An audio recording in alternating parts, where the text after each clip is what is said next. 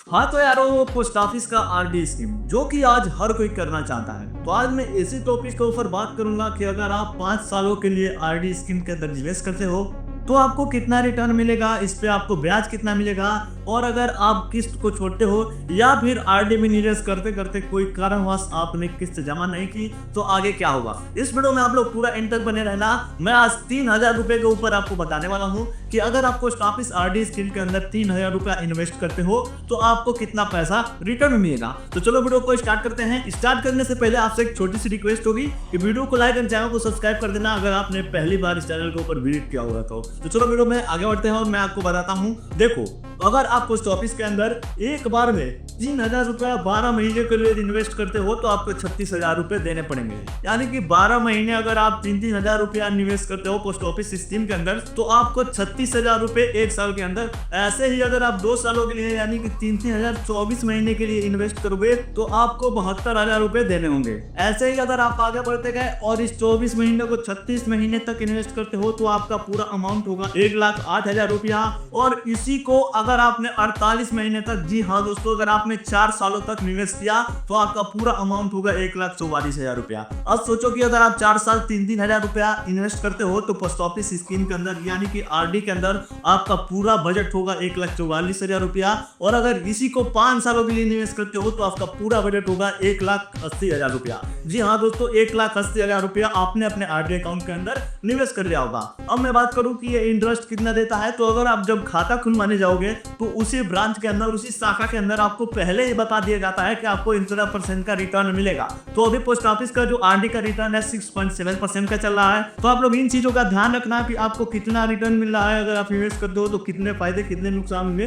तो पहले ही आप लोग इन चीजों को तय करो, उसके बाद से ही निवेश करना। अब मैं बात करूं तो आपको टोटल 5 सालों के अंदर 34,098 रुपए पूरा मिलेंगे। अब 34,098 रुपया ब्याज और 1,80,000 रुपया जो आपका पूरा बजट है वो दोनों मिलकर 2,14,098 रुपया होंगे। अब आप समझो कि 2,14,098 रुपया वो हो गया। और मैं बात करूं कि अगर आपको अपने प्लान को बीच में छोड़ना पड़ा तो क्या होगा।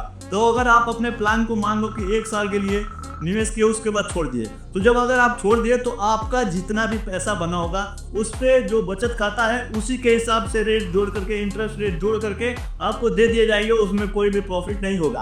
अब जब आपको पैसा वो कितने दिनों के बाद मिलेगा, तो आपको 3 सालों तक अपने खाते के अंदर, जी हाँ दोस्तों, आरडी अकाउंट के अंदर अपने पैसे को छोड़ने पड़ेंगे। उसके बाद ही आपको रिटर्न मिलेगा और उसके साथ साथ कोई इंटरेस्ट नहीं मिलेगा, बल्कि आपको उसके साथ साथ कुछ पेनाल्टी चार्ज भी देने पड़ेंगे, लेकिन आपको इसके साथ साथ कुछ एक्स्ट्रा नहीं मिलेगा। तो इन चीजों को आप लोग ध्यान में रखो, उसके बाद ही पोस्ट ऑफिस आरडी स्कीम के अंदर निवेश करना।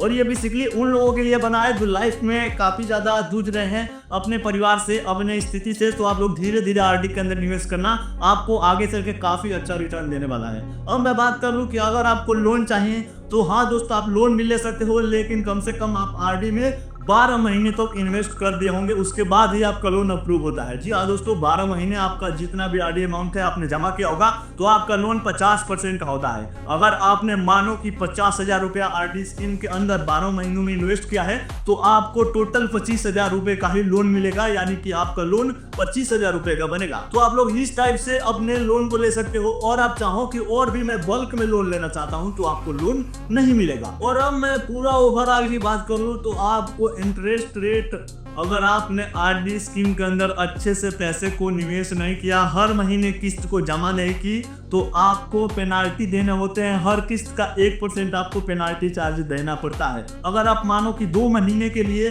कहीं गायब हो गए और आपकी किस्त है वो है 1,000 रुपए, तो आपको अगली किस्त के अंदर 10 रुपए एक्स्ट्रा देने पड़ते हैं। ये आरडी स्कीम का जो भी चार्ज होता है वो पेनाल्टी चार्ज के रूप में क्या होता है, कटता है। तो आप लोग इन चीजों को देखो, ध्यान से देखो, समझो कि आपको आरडी के अंदर निवेश करना है तो मुझे कैसे निवेश करना है, मैं कहीं निवेश करके फंस ना जाऊं। और देखो, इसमें फंसने वाली कोई बात नहीं है। 5 सालों के बाद आपको अच्छा रिटर्न मिल रहा है। अगर आप 5 साल खाते पीते में निकाल दो तो क्या होगा, कुछ इंटरेस्ट नहीं मिलेगा, लेकिन 3,000 रुपए अच्छे से आप जमा करो तो आपको एक अच्छा अमाउंट मिल जाएगा। अब 2 लाख एक मिडिल परिवार के लिए काफी अच्छा अमाउंट होता है। देखो भाई, जिसके पास ज्यादा पैसे हैं वो तो 2 लाख को कुछ नहीं समझता, लेकिन जिसके पास पैसे ही ना हो उसके लिए लाख काफी ज्यादा होते हैं। तो आप लोग इन चीजों को देखो, समझो, उसके बाद ही निवेश करो। अब आप अपनी किस्त को 5 सालों तक चुकता नहीं करोगे तो बचत खाते इतना ही पैसा मिलेगा।